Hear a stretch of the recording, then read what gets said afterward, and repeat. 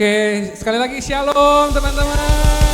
Boleh kasih salam terbaiknya yuk. Saya undang untuk bangkit berdiri yuk. Kita mau bersorak-sorai, kita mau memuji Tuhan kita.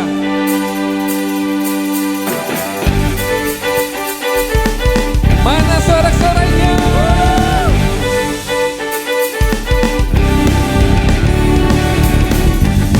Sama-sama kita katakan, sorak-sorai, muliakan namanya, dia berperang ganti kita. Bertepuk tangan, muliakan namanya, dia selamatkan jiwa kita. Katakan satu-satunya, satu-satunya penebus, kalahkan maut, bangkit dan hidup. Tuhan yang memberi kemenangan bersama kita, di dalam kita,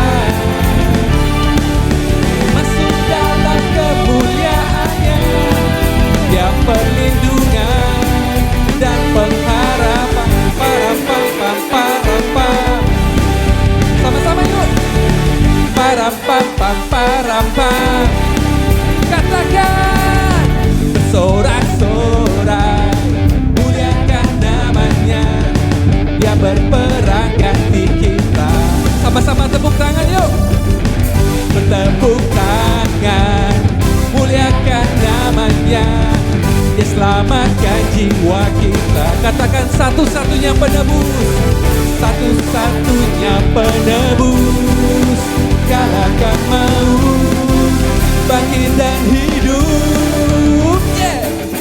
Tuhan yang memberi kemenangan bersama kita, di dalam kita, masuk dalam kemuliaannya, dia perlindungan dan pengharapan. Yang semangat untuk memuji Tuhan, yuk lambaikan tanganmu.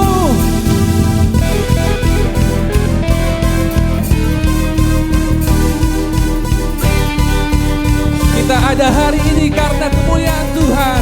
Maka dari itu teman-teman, kita mau bersorak-sorai bagi Tuhan kita.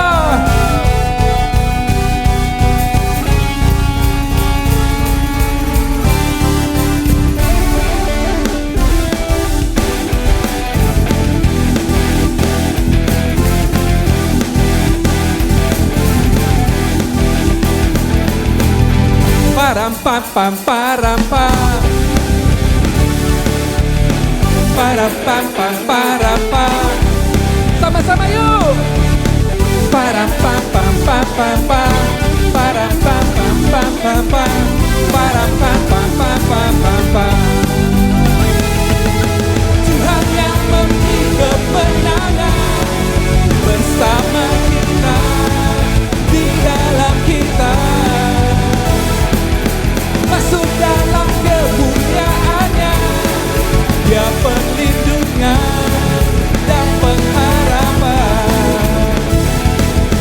Tuhan yang memberi kemenangan bersama kita, di dalam kita,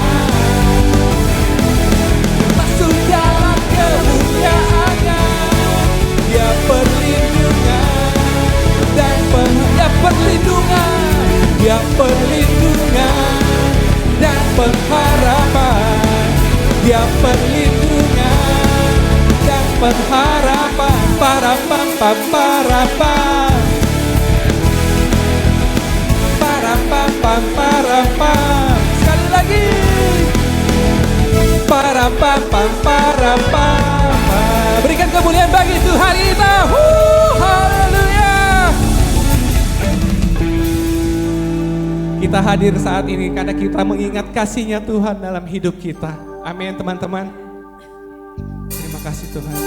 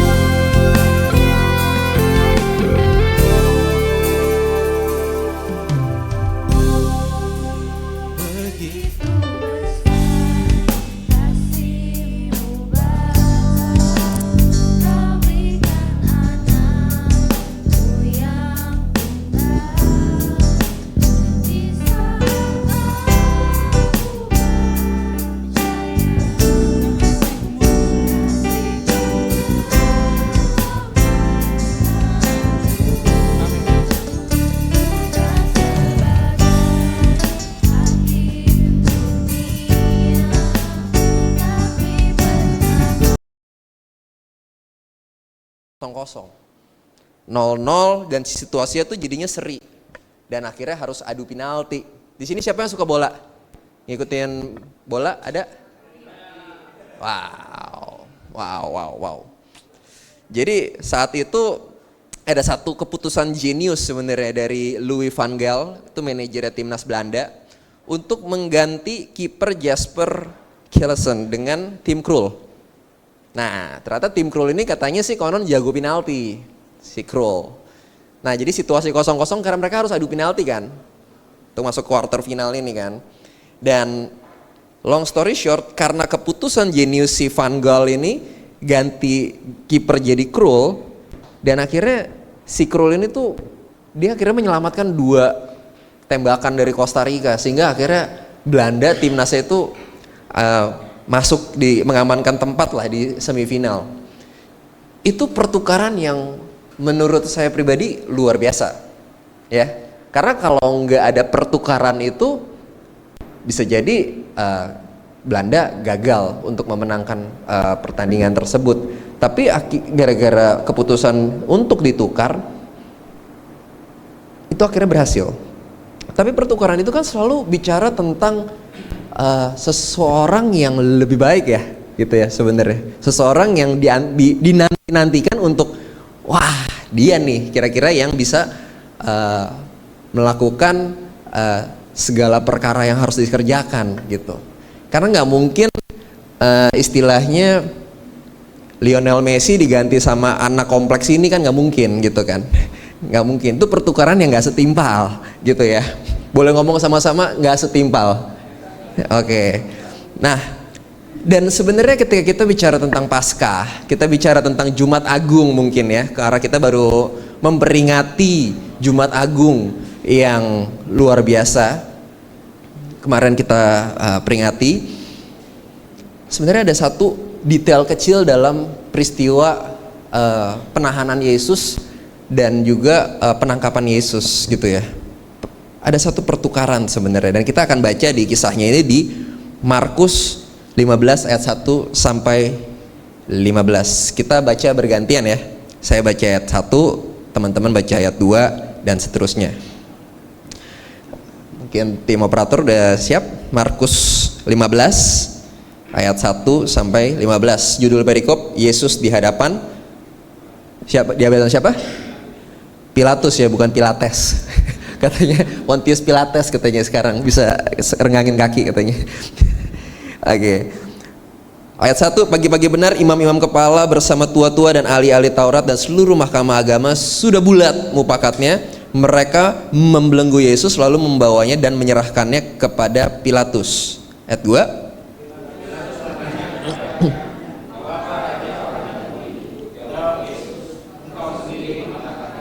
Lalu imam-imam kepala mengajukan banyak tuduhan terhadap dia.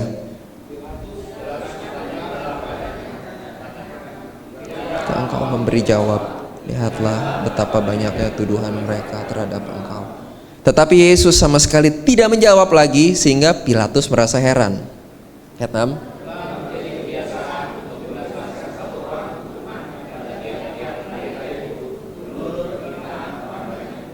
Dan pada waktu itu ada seorang yang bernama Barabas sedang dipenjarakan bersama beberapa orang pemberontak lainnya. Mereka telah melakukan pembunuhan dalam pemberontakan.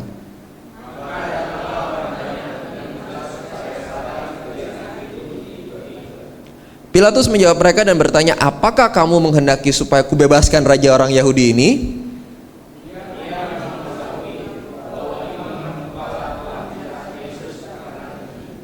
Tetapi imam-imam kepala menghasut orang banyak untuk meminta supaya Barabaslah yang dibebaskannya bagi mereka. Jadi ada perpindahan power ya di sini, ada hasutan sebenarnya yang terjadi. Ayat 12.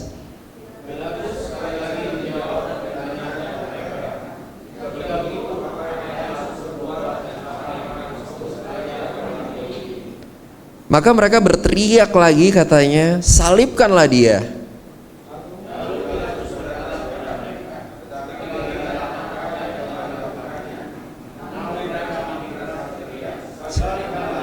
Dan oleh karena Pilatus ingin memuaskan hati orang banyak itu, ia membebaskan Barabas bagi mereka. Tetapi Yesus disesahnya, lalu diserahkannya untuk disalibkan. Wow. Saya selalu wondering, tahu nggak teman-teman bahwa ada berapa Injil? Di Alkitab ada berapa Injil? 4 Injil. Ada Matius, Markus, Lukas, Yohanes ya. Sebenarnya ada Injil kelima, satu lagi Yesaya, itu dibilang katanya Injil kelima. Yesaya tuh katanya Yesus banget sebenarnya. Tapi perjanjian lama, padahal isi Yesus banget. Dari 4 Injil yang dicatat di perjanjian baru, semua menyatat tentang Barabas. Jadi ini very clear ya, karena ini sangat disaksikan oleh semua orang. Sangat jelas bahwa Barabas ini betul-betul pada momen itu diperhadapkan di depan crowd banyak gitu. Dan teman-teman bisa bayangin gak sih bahwa Barabas ini kalau di Matius 27 ayat 16 itu dikenal tuh dibilangnya orang yang dikenal sebagai orang yang terkenal kejahatannya. Jadi bisa bayangin gak si Barabas ini tuh mantan viral, ngerti gak? Dia sempat viral bukan karena dia mukbang, bukan gitu, tapi karena dia itu dinilainya tuh melakukan pemberontakan, dia membunuh dan dia melakukan kejahatan. Dan ini tuh kalau bayangin orang zaman dulu mungkin di videoin gitu kali ya, video-video amatir gitu kan, terus di viral, terus di share gitu kan, terus sama netizen yang diomen pakai second account, third account, semuanya kan maki-maki gitu. Jadi ini tuh orang yang terkenal, maksudnya bukan terkenal hebat ya, tapi notorious ya, bukan famous dia, notorious, infamous, terkenal karena jahatnya. Jadi semua orang kira-kira udah tahu track recordnya Barabas, ngerti ya teman-teman konteksnya ya? Karena Barabas ini terkenal, bukan kayak maling ayam, nih siapa nih, dia ngapain? Enggak, dia terkenal. Barabas ini very famous akan kejahatannya.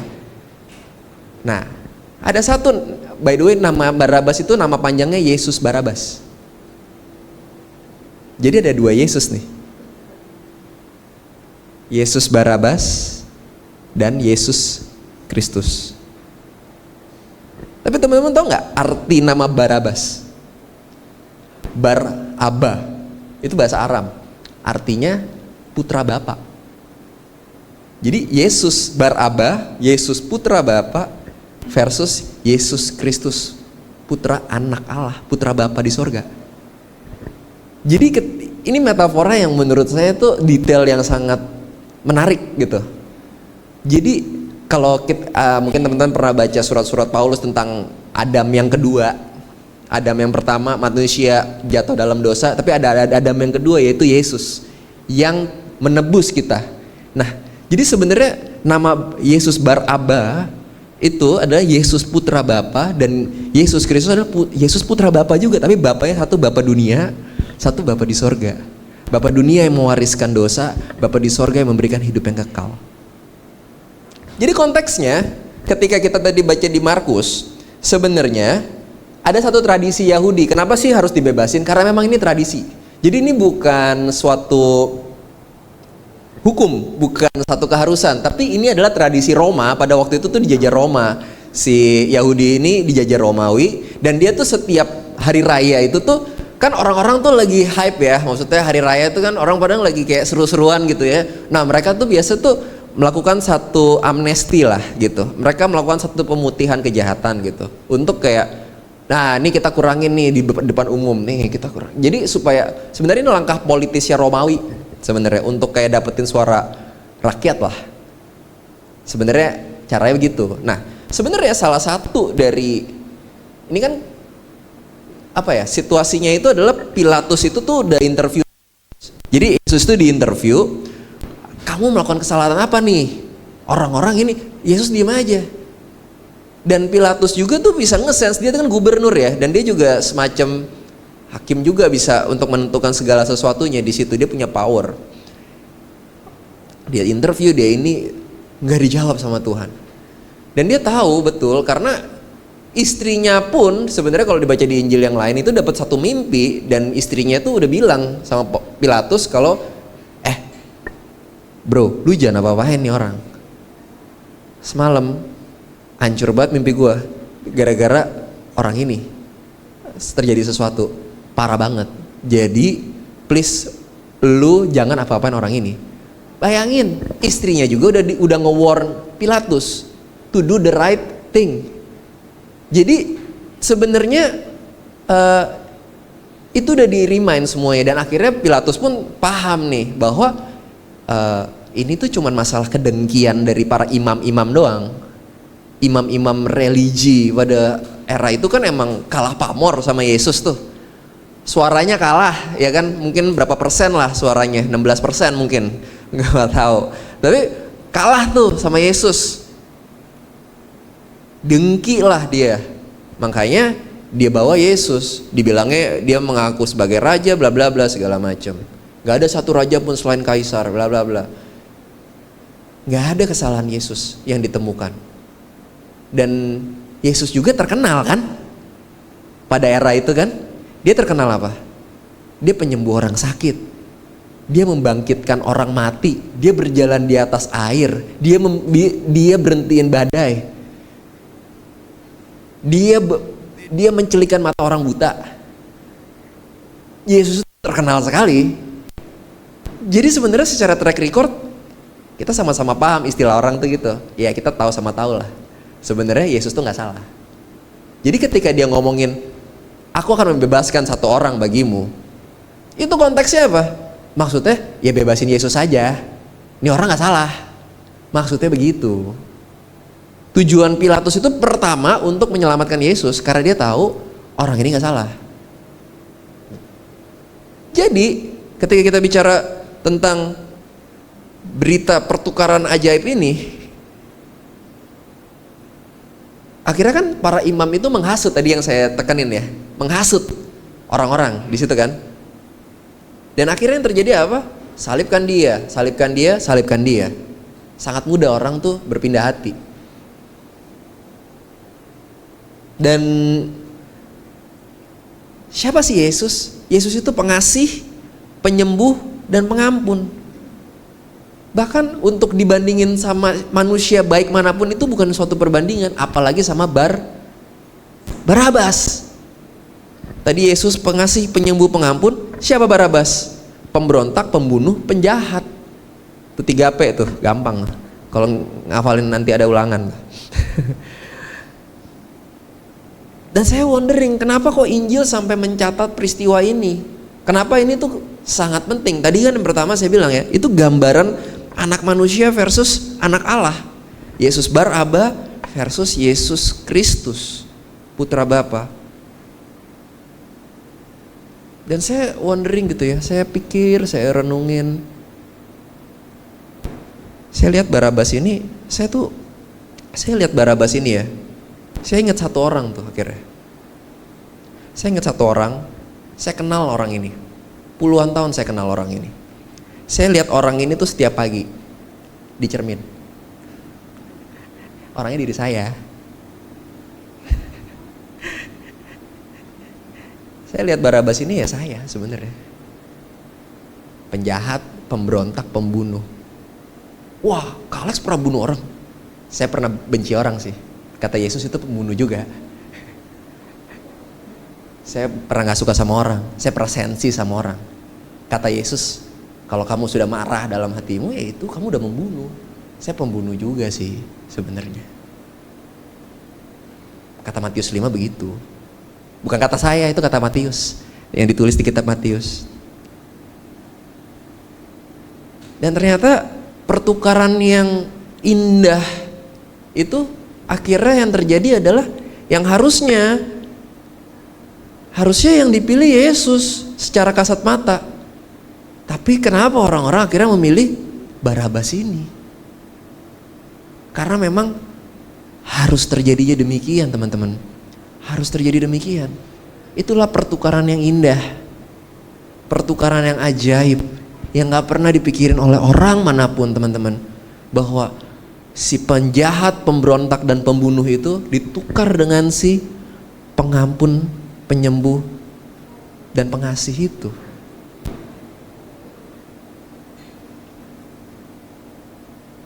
2 Korintus 5 ayat 21, boleh dibuka? 2 Korintus 5 ayat 21 kita baca bersama-sama.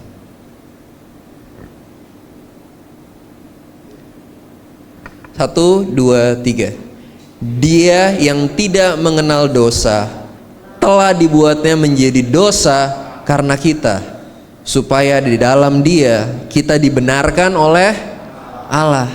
So teman-teman tahu nggak kalau misalkan ketika kita itu tuh hidup sendiri di dalam dosa kita dan tanpa Yesus, kita itu akan dihakimi pada hari terakhir itu dengan perbuatan baik kita. Tergantung. Kamu mau hidup dengan apa? Dengan perbuatan baikmu, oke, kita akan timbang nantinya. Tapi kalau misalkan kita ada di dalam Yesus, kita percaya kepada Yesus, ketika Tuhan Allah itu lihat kita, di depan sini tuh ada satu kertas putih nih, bayangin ya, ini ada kertas putih. Nah itulah Yesus. Jadi yang dilihat itu Yesusnya, bukan kitanya. Jadi yang dilihat itu adalah karya Yesus karena kita telah percaya dengan Yesus. Sama-sama katakan amin. Dan akhirnya yang pertama kita bisa pelajari adalah Yesus menukar dirinya untuk kita bisa diselamatkan, teman-teman. Itulah kasih karunia. Dan you know what? Apakah fair Barabas ditukar sama Yesus? Adil nggak? Adil nggak? No, nggak adil sama sekali. But that's grace. Itulah kasih karunia. Emang kamu pikir kasih karunia adil? Kasih karunia nggak pernah adil. Nggak pernah adil kasih karunia itu. Jadi ketika kita bilang, kamu paham nggak kasih Yesus? Paham kok kak. Tapi kamu tahu nggak bahwa orang terbejat dalam yang kamu baca di timeline kamu yang mungkin wah parah banget deh kejahatannya, wah mutilasi orang, wah dagingnya dimakan kali atau apa. Kacau banget kan kalau misalnya denger kayak begitu kan, kayak wah, kacau banget nih ini orang. Tapi tahu nggak Yesus mati juga buat orang itu? Is that even fair? You know? Nggak fair sama sekali. Sorry ya, bahasanya agak-agak ekstrim. Tapi memang itu nggak fair. Seperti pertukaran Yesus dan Barabas itu nggak fair. Itu nggak pernah fair. Ingat cerita anak sulung dan anak bungsu nggak? Ada? Masih inget? Angkat tangan dong yang masih inget. Yeah.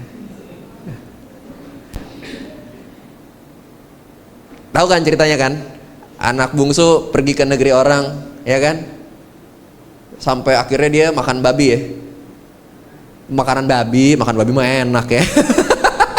Lapar nih pada semuanya nih. Sampai dia terakhirnya dia kan wah merasa hancur hidup sekali, dia makan babi. Bukan, makan makanan babi. Orang kalau khotbah sampai ya, dia sampai makan babi. Enak dong bos kalau babi. Gue juga mau kalau babi doang mah. Dia sampai makan makanan babi. Dan itu pun gak dikasih sama yang punya babi. Kenapa? Karena itu jatah babi gua bos, bukan buat lu. Istilahnya gitu.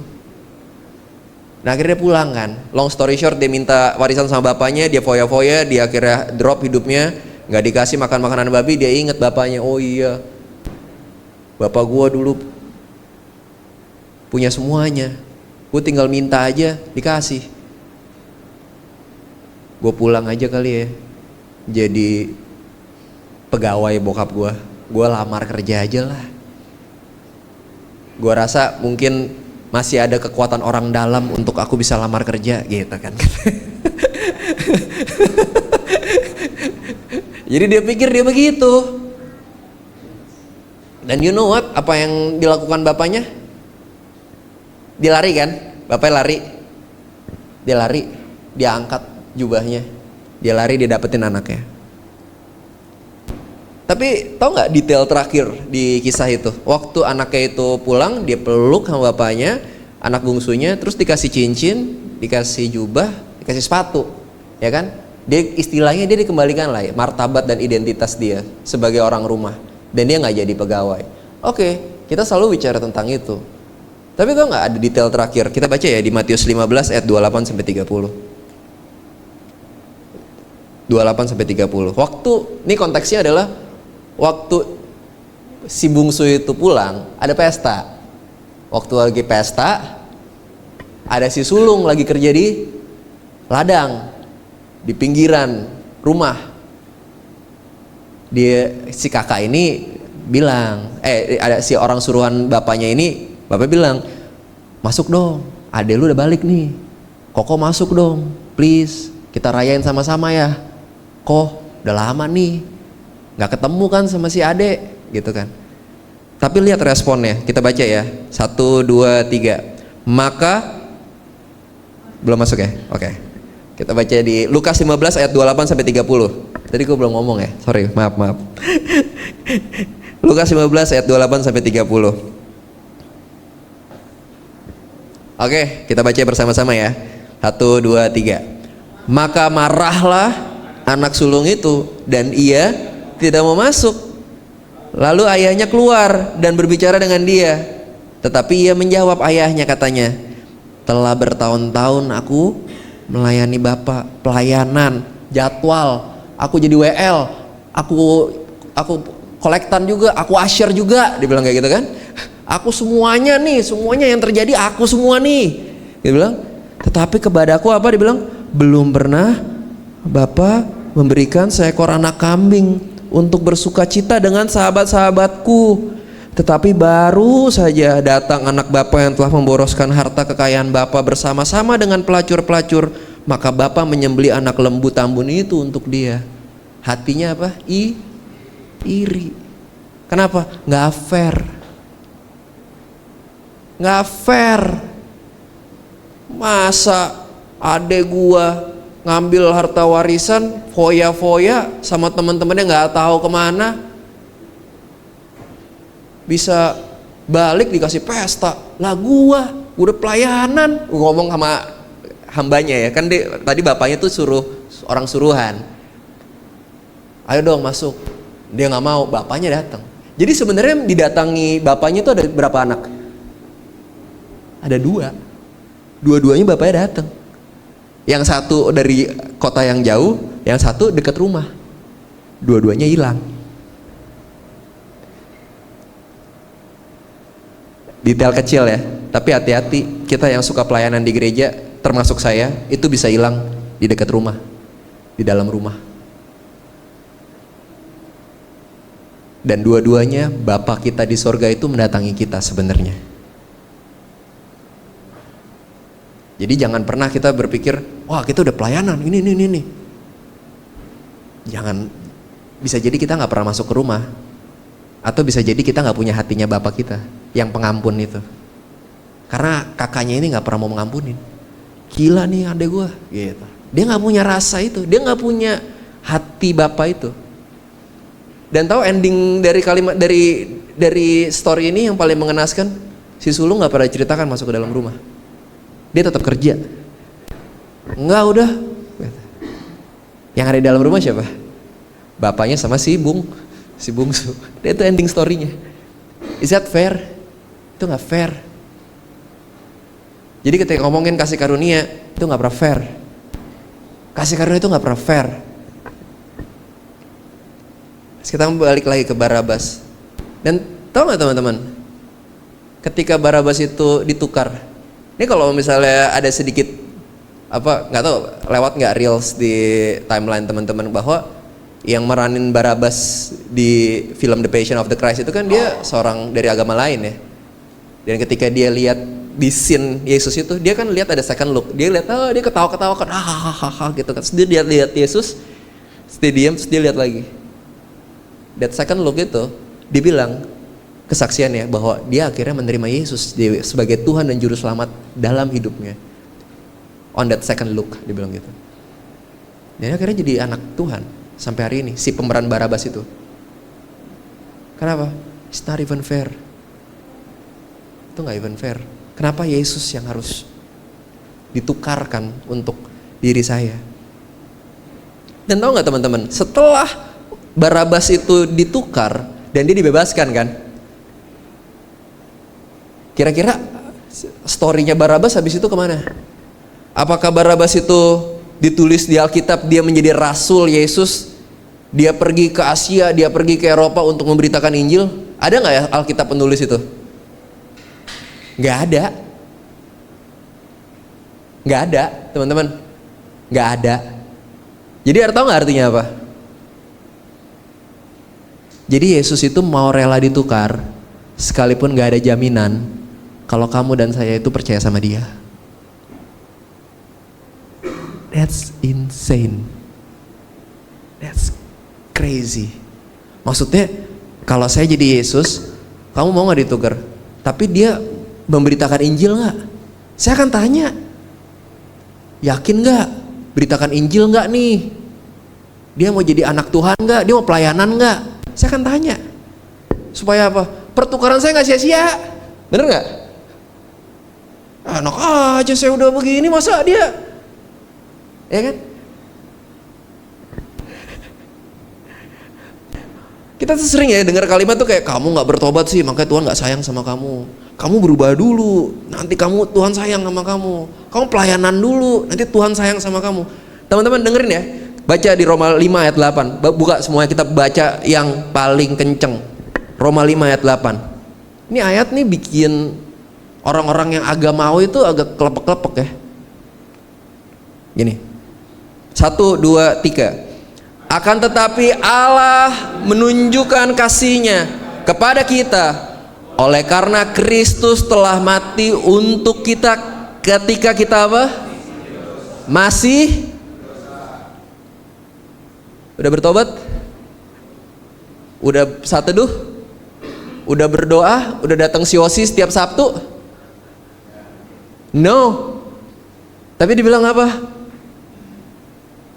Allah menunjukkan kasih-Nya kepada kita oleh karena Kristus telah mati untuk kita ketika kita masih berdosa. Jadi kira-kira dia tahu nggak ada orang-orang yang akan menghina Yesus, bohong tentang Yesus, twisting stories about Jesus, memfitnah Yesus. Tahu nggak kira-kira dia? Dia tahu, Bu. Bahkan orang-orang yang dianggapnya tuh nggak percaya Yesus, ateis, apaan tuh Yesus semua segala macam. Dia tahu, tapi dia tetap untuk stay on that cross. Untuk orang-orang seperti itu, untuk teman-teman dan saya. Amin teman-teman. Amin teman-teman. Itulah kasih karunia, itu nggak pernah fair, teman-teman. Jadi kalau ada yang bilang kamu berubah dulu nanti Tuhan sayang sama kamu, itu nggak Alkitabiah. Baca aja 5 ayat 8, baca aja, kasih tahu depan mukanya nih gitu, kasih nih gitu. Itu nggak Alkitabiah. Bahasa TPT-nya, but Christ proved God's passionate love for us by dying in our place while we were still lost and ungodly. Itu bahasa Inggrisnya. Kata-kata dying in our place. Jadi teman-teman mesti dengar ya, pelan-pelan. Yesus itu bukan cuman mati bagi kamu. Dengerin, Yesus bukan cuman mati bagi kamu, tapi dia mati sebagai kamu. Coba bisa grasp kalimat itu nggak? Dia bukan cuman mati bagi kamu, tapi dia mati sebagai kamu. In your place, sebagai kamu. Jadi kasih karunia Tuhan itu tuh nggak main-main. Itu luar biasa radikal sekali, teman-teman. Jadi yang harusnya kita itu mati karena dosa kita, tapi Tuhan gantikan posisi kita. Dia lakukan beautiful exchange itu tuh ya. Dia tukar permain tuh di momen terakhir. Dia tahu kamu nggak sanggup. Dia tahu kamu nggak bisa melakukan semua ini. Tired akan dosa kamu. Sehingga dia tetap mati di kayu salib, sekalipun tuh belum ada jaminan kamu dan saya itu bisa percaya sama Yesus. Dan Yesus itu mengasihi kamu itu sebelum kamu berubah mengasihi Dia. Di atas kayu tua itu tangannya itu terpaku, terbuka sebagai undangan untuk mendatangi Yesus dengan keberanian ke tahta kasih karunia. Dan Yesus itu menyerahkan nyawanya setelah pertukaran itu dengan kalimat tetelestai, telah selesai, telah selesai. Dia bisa nggak kira-kira turun dari salib? Bisa banget. Dia Tuhan, dia Allah, tapi dia tetap terbuka tangannya. cuman karena ingat nama saya dan nama teman-teman yang ada di sini. Dan dia bilang, dia menyerahkan nyawanya dikatakan. Jadi Yesus gak pernah dibunuh ya. Dia gak bisa dibunuh. Dia menyerahkan nyawanya. Jadi otoritas untuk dia mati di kayu salib itu bukan dari crowd yang memilih salibkan dia. Tapi dari apa? Dari otoritas dia karena dia taat. Dan dia mengasihi saudara dan saya. Dan dia bilang, telah selesai. Udah selesai semuanya. Trauma masa lalumu sudah selesai. Trauma segala kepahitanmu itu sudah selesai, dosamu itu sudah selesai. Dan saya mau bilang bahwa patah hatinya teman-teman itu sudah selesai. Saya nggak tahu, mungkin teman-teman lahir dengan orang tua yang tidak sempurna. Saya juga nggak sempurna. Tapi setiap peristiwa masa lalu teman-teman itu sudah selesai di kayu salib. Tuhan udah tuker. Tuhan udah tuker. Tuhan udah tuker dengan dirinya. Kalau kita punya ketakutan finansial akan masa depan, BBM mau naik katanya tapi nggak jadi naik, biasa sih digocek, nggak tahu juga. Biasa nggak naik, tiba-tiba berapa tanggal berapa tiba-tiba ke pom bensin, kok udah naik? Kita nggak tahu situasi ke depan gimana. Tapi you know what? Yesus mati di kayu salib. Ganti saudara dan saya.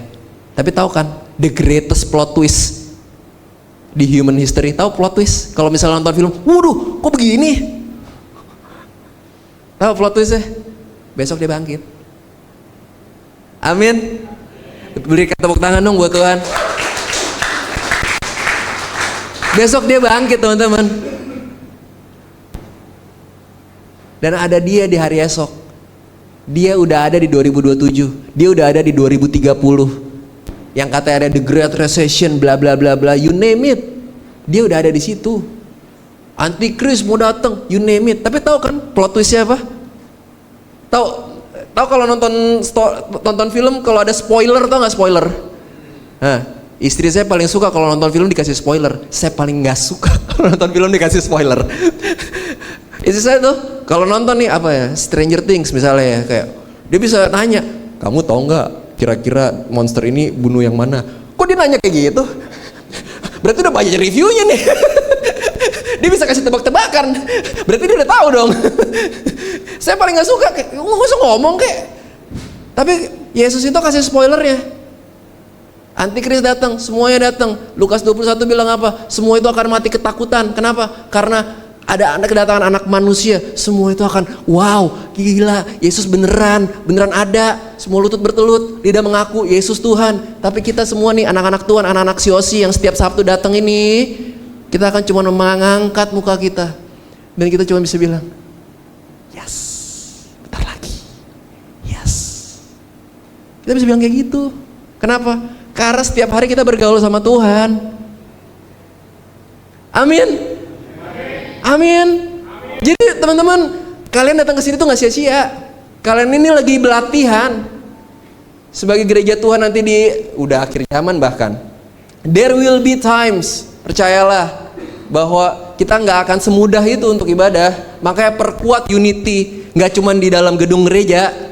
Perkuat unity di dalam rumah, dimanapun kita berada kita jadi gereja teman-teman. Dimanapun kita berada, jadi anak-anak Tuhan. Saya berharap teman-teman yang ada di sini, yang di sini duduk bisa happy semua segala macam, nggak cuma di gereja doang. Tapi kita perkuat unity kita dari rumah ke rumah. Just like the early church, seperti gereja mula-mula. Emang begitu. Semuanya nyaman. Ketika Stefanus mati di rajam batu, semuanya mencar semuanya. Kenapa? Mau ditangkepin. Itu akan terjadi lagi. Saya nggak nakut-nakutin. Yang ngomong bukan saya, Alkitab yang ngomong. Tapi tenang aja, plot twistnya Yesus yang menang. Amin ya. Aman aja. Iman aja. Dan yang terakhir poin saya, you can rest in Him. Tapi tahu nggak teman-teman, saya kan suka, saya desain ya, bidang saya tuh saya bekerja. Saya suka semua visualisasi, metaforikal, semua tuh saya suka. Dan Tuhan kita itu tuh sangat metaforis. Dia semuanya dia lakukan itu tuh intentionally. Pernah wondering nggak kenapa Yesus harus bangkit hari ketiga? Kenapa nggak besokan nih? Ini dari ini saya ya, penelitian yang saya lakukan sendiri, saya baca semua segala macam.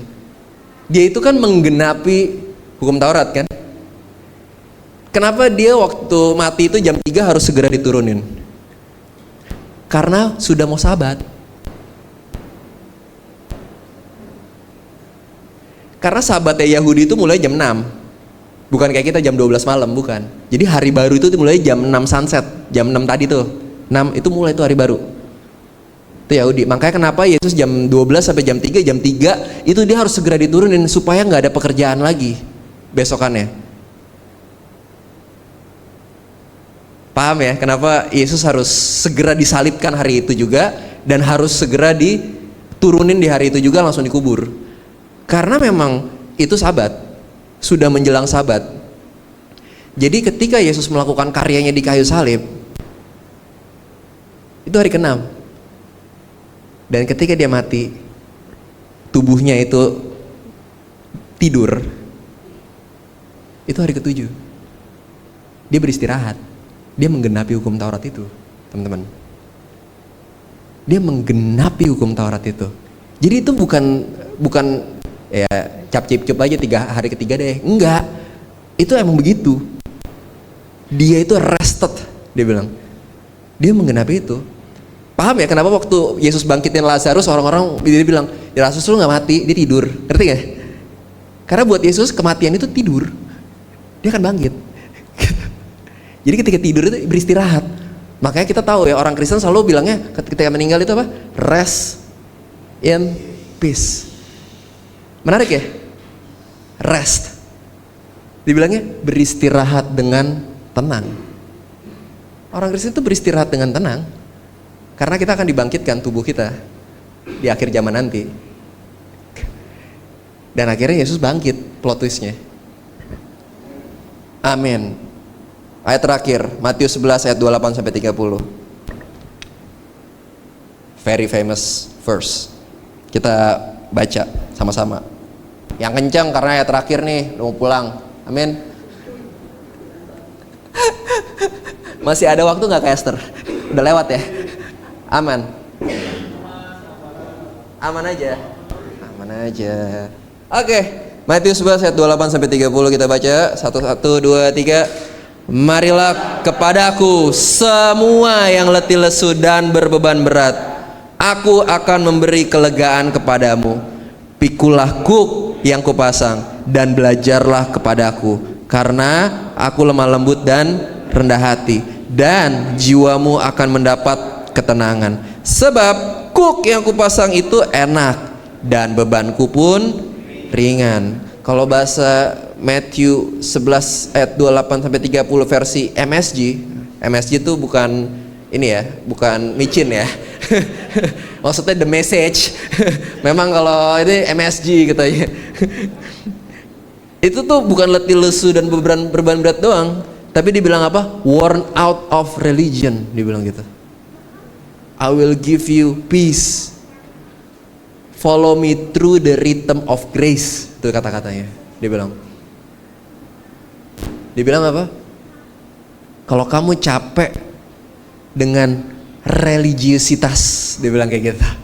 Kayaknya ngomongin sama orang Yahudi juga. Kamu capek dengan religiusitas, datang sama aku. Kalau kamu capek, karena seringkali orang Kristen itu tuh capek hidup dalam dosa. Aku mau bertobat, aku capek hidup dalam dosa. Akhirnya dia bertobat, tapi dia akhirnya hidup dalam capek dan hidup dalam agamawi, pelayanan terus semua segala macam bla bla bla. Akhirnya yang terjadi apa?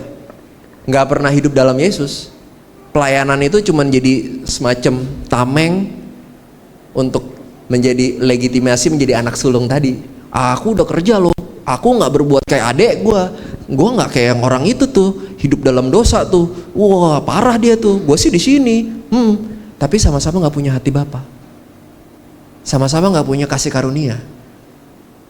Jangan sampai kita capek hidup dalam dosa, terima Yesus bilangnya, di KKR tapi capek hidup dalam agamawi. Hiduplah dalam Yesus. Sama-sama ngomong hidup dalam Yesus. Hidup dalam Yesus itu katanya cooknya itu enak dan bebanku pun ringan. Kalau sampai kita itu tuh terbeban berat dalam kita melakukan setiap aktivitas kita, entah itu perbuatan dosa ataupun pelayanan, cek deh, kita itu melakukannya karena Yesus atau karena apa? Tapi bukan berarti, oh kita ya udah kita nggak mau kak, aku gini, nggak bisa juga, ekstrim semuanya. Kita harus cek motivasi kita. Yang digeser itu tuh adalah motivasinya. Yang digeser itu adalah postur hati kita, teman-teman. Kita harus berpegang sama Yesus, hidup di dalam Yesus. Artinya hidup di dalam Yesus apa? Hidup di dalam ketaatan, day by day. Kita punya hubungan sama Yesus, kita dengar suaranya. Tahu nggak teman-teman? Saya ini kepala keluarga. Kami berdua itu sempat kerja di satu perusahaan yang cukup besar, bisa dibilang waktu itu. Gaji cukup oke. Berdua digaji. Tiba-tiba layoff. Layoff 400 orang kan. 2025 ya? Itu. 2025 kan? Tahun lalu kan? Iya, tahun lalu. Bulan Mei, tahun lalu layoff. Anak mau masuk ke sekolah, masuk uang pangkal, tahu kan kayak apa jumlahnya, kacau banget.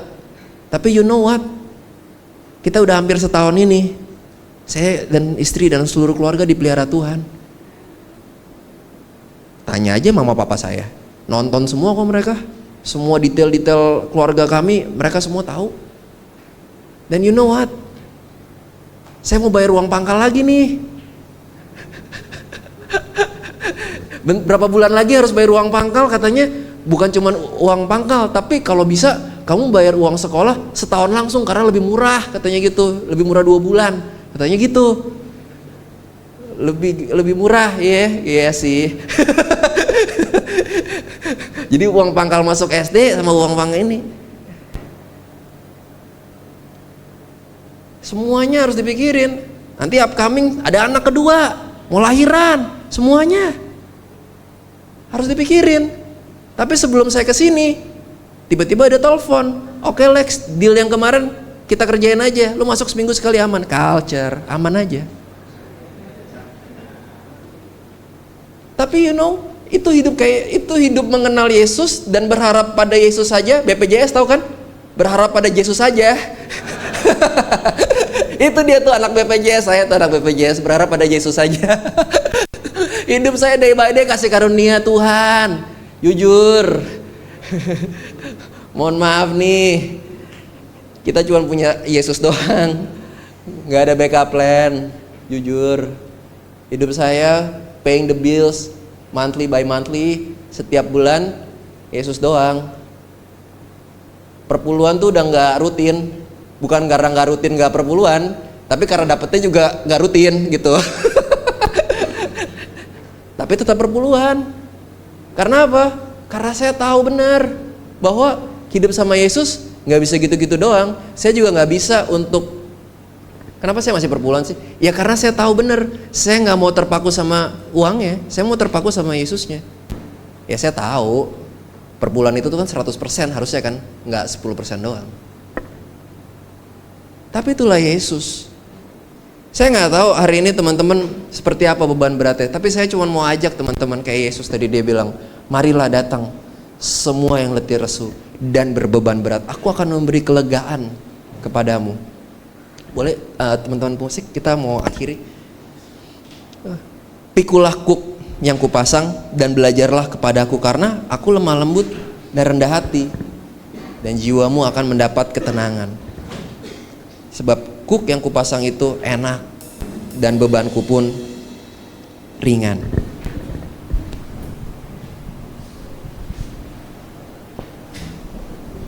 Kita berdoa ya teman-teman. Kita tunduk kepala, kita berdoa.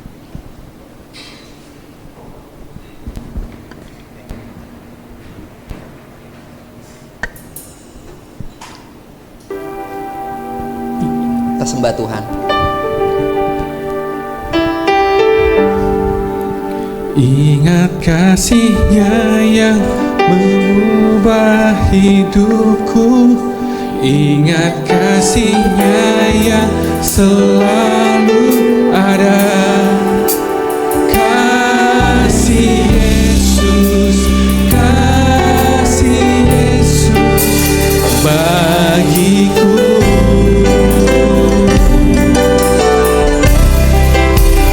Ingat pilur-Nya yang sembuhkan lukaku, ingat salib-Nya yang menebus aku.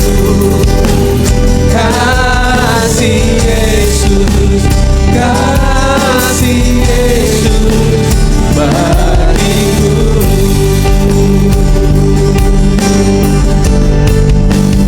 Ingat kasih-Nya yang mengubah hidupku, ingat kasih-Nya yang selalu ada. Kasih Yesus, kasih Yesus bagiku.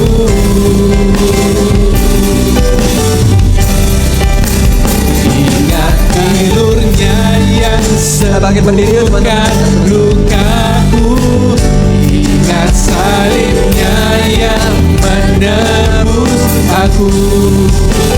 Kasih Yesus, kasih Yesus bagiku.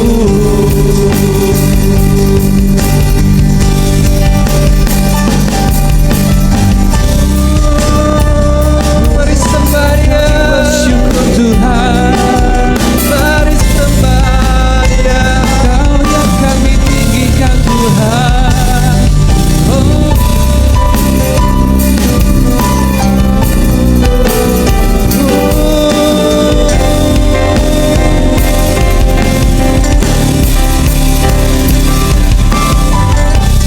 Kasih-Mu bebaskanku,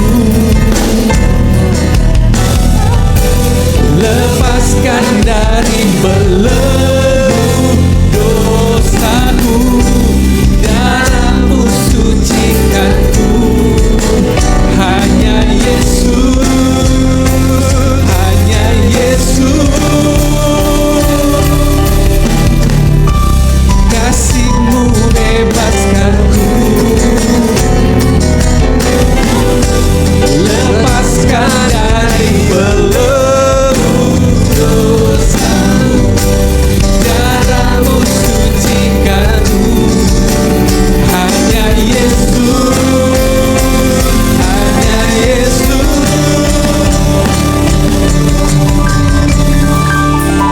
Ingat kasih-Nya yang mengubah hidupku, ingat kasih-Nya yang selalu ada. Kasih Yesus, kasih Yesus bagiku. Ingat pilur-Nya, ingat pilur-Nya yang sembuhkan lukaku, ingat salib-Nya yang menebus aku. Kasih Yesus, katakan kasih Yesus, kasih Yesus, kasih Yesus, kasih Yesus, kasih Yesus bagiku. Terima kasih Tuhan Yesus. Terima kasih Bapa. Kami berdoa Tuhan, hamba-Mu selesai, tapi kami percaya Tuhan bahwa Engkau belum selesai Tuhan. Kami berdoa Tuhan, Kau meteraikan firman-Mu Tuhan, biar kami semua boleh terus mengingat kasih mula-mula kami. Ketika kami sadar betul bahwa kami gak pernah layak untuk terima pertukaran yang indah itu, kami ini gak pernah layak Tuhan. Biarlah kami boleh terus memberitakan Injil untuk diri kami terlebih dahulu setiap hari Tuhan. Seperti Martin Luther yang selalu bilang, I preach the gospel daily to myself. Untuk hamba-Mu ini Tuhan, kami semua ini Tuhan, boleh melakukan setiap pelayanan kami, kehidupan kami di luar gereja ini dengan kasih karunia sebagai drive kami, motor kami. Sehingga semua yang kami lakukan karena Yesus, bukan karena paksaan, bukan karena kewajiban, tapi karena cinta. Karena cinta-Mu Tuhan, karena cinta-Mu, Kau menukarkan diri-Mu yang sebetulnya harusnya kami Tuhan yang terima setiap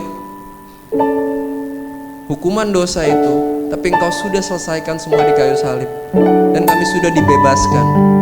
Kami yakin betul Tuhan bahwa darah-Mu, salib-Mu itu cukup untuk boleh menebus setiap hidup kami. Tuhan Yesus, sekarang kami mau rest dalam Tuhan. Saya nggak tahu teman-teman, berapa banyak di sini teman-teman yang capek, entah dalam kehidupan teman-teman atau pelayanan atau apapun, atau kamu hidup dalam dosa. Tapi pada malam hari ini bukan satu kebetulan teman-teman ada di sini. Kalau memang itu engkau, biarlah engkau boleh berdoa sama-sama bahwa ya Tuhan, ini aku capek, jujur aja. Tuhan tahu juga kok. Tuhan tahu banget kok semuanya tentang kita. Kita nggak perlu bohong. Kita nggak perlu bilang amin luar biasa. Karena Tuhan tahu benar juga. Sebenarnya kita tuh nggak baik-baik banget kehidupan kita dan keadaan kita. Tapi saat ini, momen ini banget nih, detik ini banget nih, Tuhan pengen ngomong sama teman-teman semua yang ada di sini. Marilah kepadaku, semua yang letih lesu dan berbeban berat, aku akan memberi kelegaan kepadamu. Pikulah kuk yang kupasang dan belajarlah kepadaku, karena aku lemah lembut dan rendah hati, dan jiwamu akan mendapat ketenangan, sebab kuk yang kupasang itu enak dan bebanku pun ringan. Meteraikan firman ini di dalam hati setiap anak-anakmu di dalam namamu Yesus. Amin.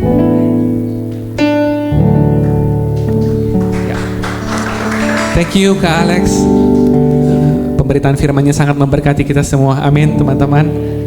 Dengan kasih saya mengundang Pak Joko, kita akan mengikuti perjamuan kudus teman-teman. Mari persiapkan hati kita.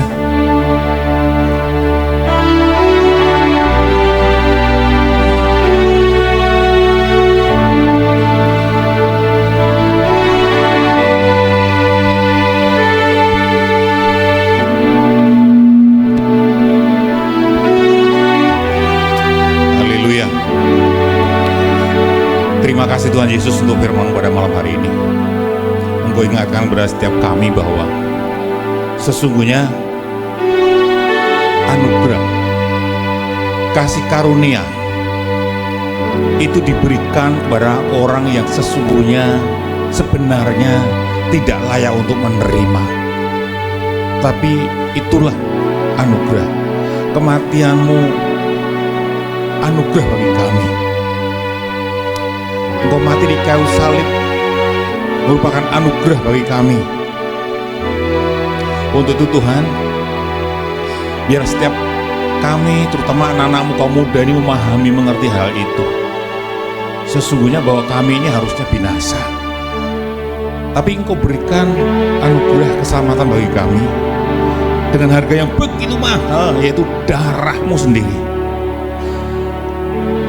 Biarlah anak-anak kaum muda tempat ini mengerti sehingga terus menghargai pengorbanan-Mu di kayu salib itu yang telah menggantikan kami dengan cara hidup benar di hadapan-Mu, memikul kuk-Mu, taat kepada setiap kehendak dan rencana-Mu. Dan sebentar kami akan melakukan perjamuan kudus ya Tuhan. Biar setiap kami terus selalu mengingat bahwa kami ada saat ini oleh karena kemurahan Tuhan yang telah mati di kayu salib. kami akan makan roti dan minum anggur yang tersedia.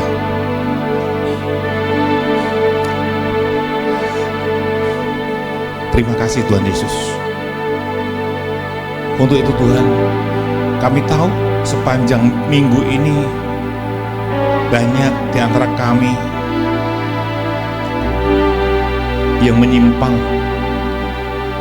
mungkin bersalah di hadapan-Mu melalui perkataan, melalui pikiran, melalui tindakan. Tuhan, pada momen saat ini, ampuni kami semua, layakkan kami semua, anak-anak muka muda tempat ini. Kiranya pengampunan-Mu turun atas mereka kembali, disucikan kembali, dilayakkan kembali, dan Engkau menyambut kembali seperti Engkau menyambut anak bungsu yang sudah pergi. Dan setelah perjamuan ini, kami akan terus menjaga, menghormati dari anugerah-Mu itu, dan hidup benar sesuai dengan kehendak-Mu. Berkati roti dan anggur yang ada, di dalam nama Tuhan Yesus. Haleluya, amin. Silakan dibagi.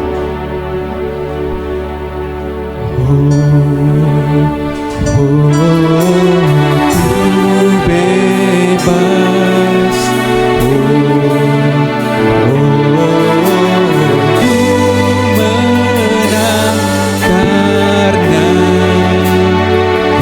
kasih-Nya padaku dan hidupku menang.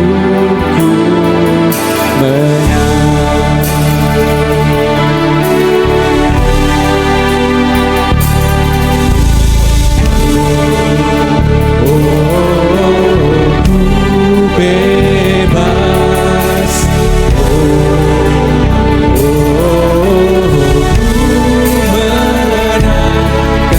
karena kasih-Nya padaku dan hidupku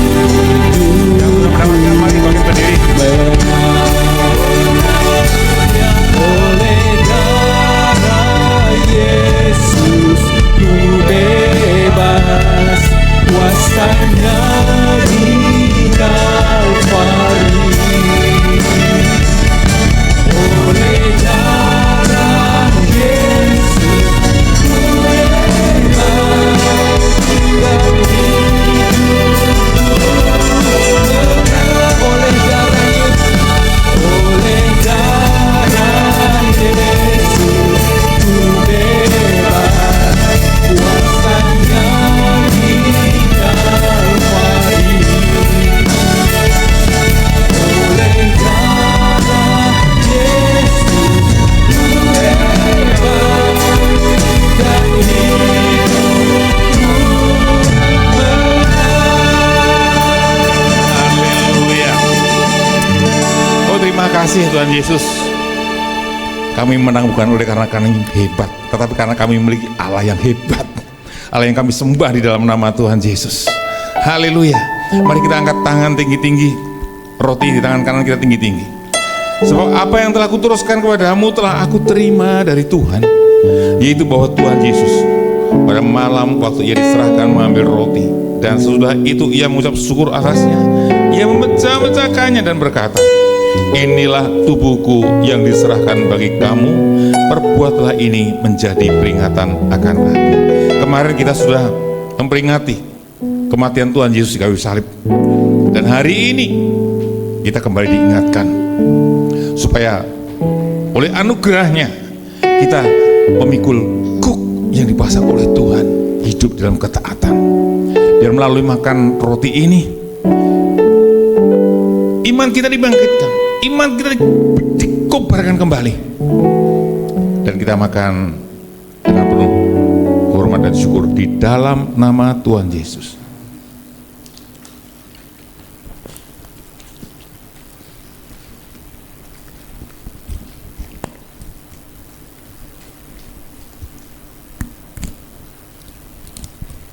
Kembali kita angkat cawan tinggi-tinggi di atas kepala kita. Demikian juga Ia mengambil cawan sudah makan, lalu berkata, cawan ini adalah perjanjian baru yang dimeteraikan oleh darahku. Perbuatlah ini setiap kali kamu meminumnya menjadi peringatan akan aku. Kita akan minum anggur yang sebagai lambang darah Yesus ini. Kita mengingat dia. Bukan saat ini saja, tapi biarlah setiap hari kita selalu mengingat bahwa aku hidup hanya oleh karena kasih Tuhan yang sudah mencurahkan darahnya di kayu salib. Lalu kita minum anggur ini dengan penuh syukur dan hormat di dalam nama Tuhan Yesus.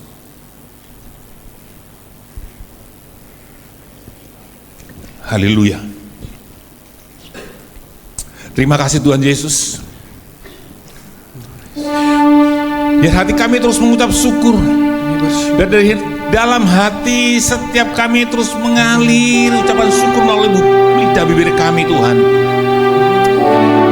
Bahwa kami ada, kami hidup sampai hari ini hanya oleh karena anugerah-Mu. Yang sesungguhnya kami tidak layak untuk menerimanya, tetapi Engkau berikan itu kepada kami. Sekali lagi Tuhan, dan setiap kami anak-anak-Mu terus mengingat akan hal itu, menghargai hal itu, yaitu anugerah-Mu itu, dengan tidak hidup sembrono. Roh Kudus akan terus memberikan kepekaan demi kepekaan pada setiap anak-anak muka muda di tempat ini Tuhan, supaya mereka memberikan hidup mereka menjadi persembahan yang hidup, yang kudus, yang berkenan di hadapan-Mu Tuhan Yesus, sehingga seluruh rancangan Tuhan atas anak-anak muda ini semua boleh digenapi bagi kemuliaan nama Tuhan Yesus. Terima kasih Bapa, kami bersyukur di dalam nama Tuhan Yesus. Haleluya, amin.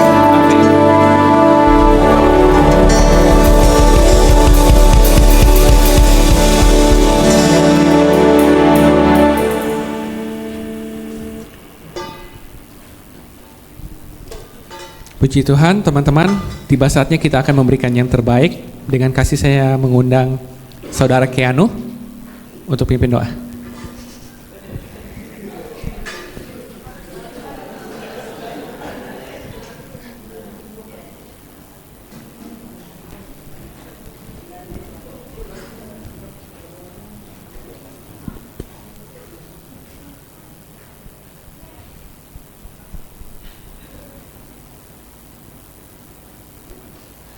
Mari kita berdoa. Tuhan Yesus, kan kami ingin memberikan persembahan, tolong berkati persembahan yang akan kami berikan supaya bisa berguna bagi banyak hal. Dalam nama Tuhan Yesus seperti dahulu, amin.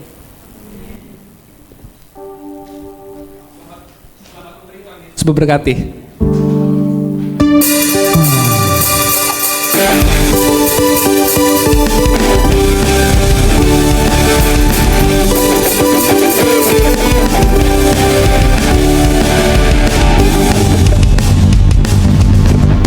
Sorak-sorai muliakan namanya, dia berperang ganti kita. Tepuk tangan, muliakan namanya, dia selamatkan jiwa kita. Satu-satunya penebus, kalahkan maut, bangkit dan hidup. Teman-teman, yuk mari berdiri bersama.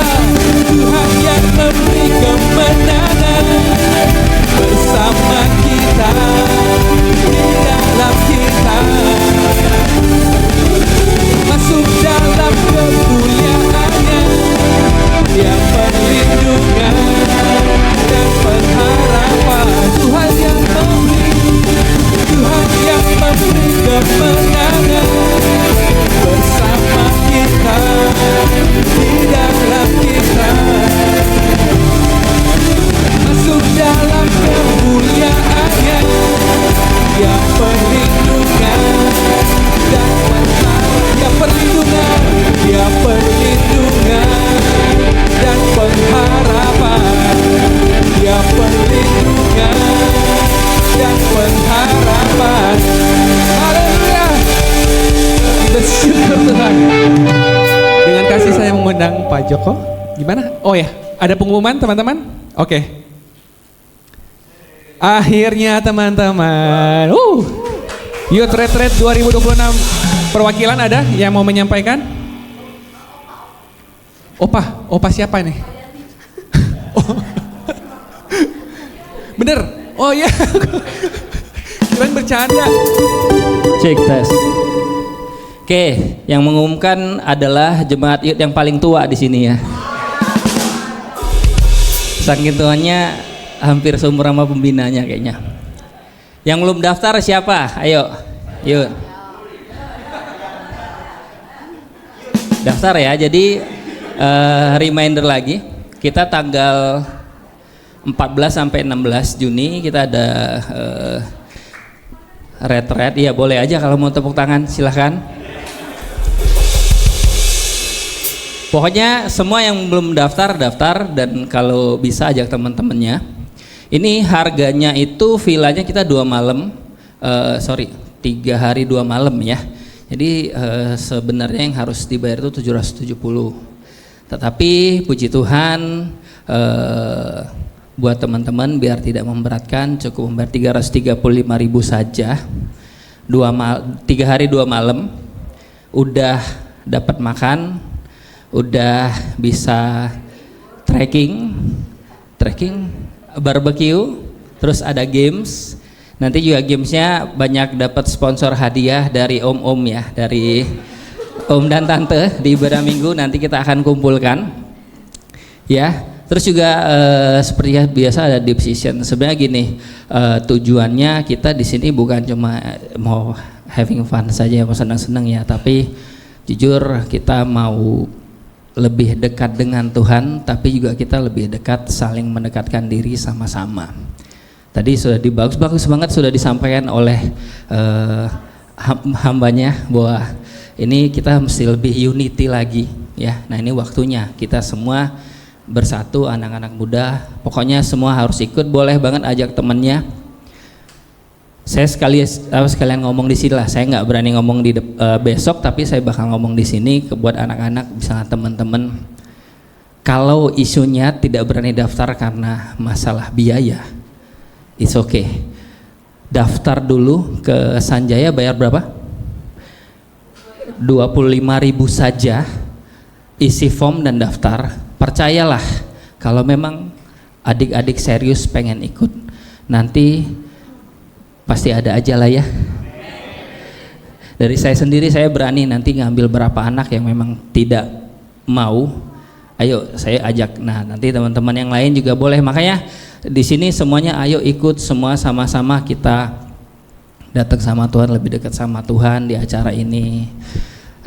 Ada pesan sponsor bapak-bapak apa orang tuanya nggak ikut ya? Yang ikut bayar full. Boleh nggak kalau orang tuanya ikut? Bayar full ya? Enggak bayar full, bayarnya double. Kalau mau ikut. Oke, jadi semuanya teman-teman tinggal 2 bulan lagi, persiapkan yang terbaik mulai dari sekarang. Sebelum nanti ke retret, boleh setiap Sabtu datang dulu semua ikut ibadah youth. Terus juga kalau ada teman-teman di luar pengen diajak, biar nggak kaget langsung diajak tiba-tiba ke retret, gak apa-apa, bawa ke sini dulu biar bisa kenal teman-teman di sini, punya komunitas, biar nanti hari-harinya mereka juga jadi lebih membaur ya. Itu aja pengumumannya. Terima kasih. Saya kembalikan ke yang berwenang, yang berwajib. Ayo semua bangkit berdiri, kita akan akhiri ibadah kita pada sore hari ini, malam hari ini. Tuhan Yesus terima kasih. Seperti lagu terakhir tadi Tuhan, biarlah ini menjadi iman kami anak-anak muda di tempat ini, bahwa kami adalah orang-orang anak-anak muda yang berkemenangan di dalam Engkau Tuhan Yesus. Dan kami akan hidup bagi kemuliaan nama Tuhan Yesus. Terima kasih Tuhan. Bukan oleh karena kuat gagah kami, tetapi karena komitmen kami dan Roh Kudus bekerja dalam kehidupan kami Tuhan Yesus. Tuhan kami juga berdoa Tuhan untuk setiap teman-teman yang akan diajak. Setiap anak-anakmu biarlah mereka Engkau berikan kepekaan untuk melihat teman-temannya yang memerlukan Engkau, yang butuh Engkau, yang masih belum memiliki gereja, yang belum sungguh-sungguh datang kepada Engkau. Biar siapapun itu ketika nanti anak-anakmu mengajak, biar mereka memiliki hati untuk bersedia dan ikut, sehingga dibangun di dalam komunitas ini, maju bersama-sama, semakin mengenal Engkau dan dibentuk menjadi anak-anak muda yang sungguh-sungguh luar biasa di dalam Tuhan. Anak-anak kasih Tuhan, ibadah sudah selesai. Marilah kita pulang dari tempat ini. Firman Tuhan yang sudah disampaikan melalui hambanya, biar itu masuk dari telinga kanan kita, masuk dalam pikiran kita, lalu turun ke hati kita, dan kita hidupi dalam kehidupan kita sehari-hari. Sehingga firman itu hidup di dalam hidup kita. Kita memiliki kehidupan semakin hari semakin seperti Kristus. Biarlah berkat ini terus ada di dalam hidup kita, bertumbuh dari hari ke hari. Kasih Kristus semakin menyala di dalam hatimu, dan Roh Kudus akan terus memberikan kepekaan demi kepekaan kepada kalian, dan memberikan semangat yang berkobar-kobar untuk semakin hari semakin hidup menyenangkan hati Tuhan. Biar berkat ini tercurah atas kalian dari sekarang bahkan sampai selama-lamanya, dan semuanya dicurahkan di dalam nama Bapa, Putra, dan Roh Kudus, di dalam nama Tuhan Yesus. Haleluya, sama-sama katakan amin. Tuhan Yesus berkati semuanya.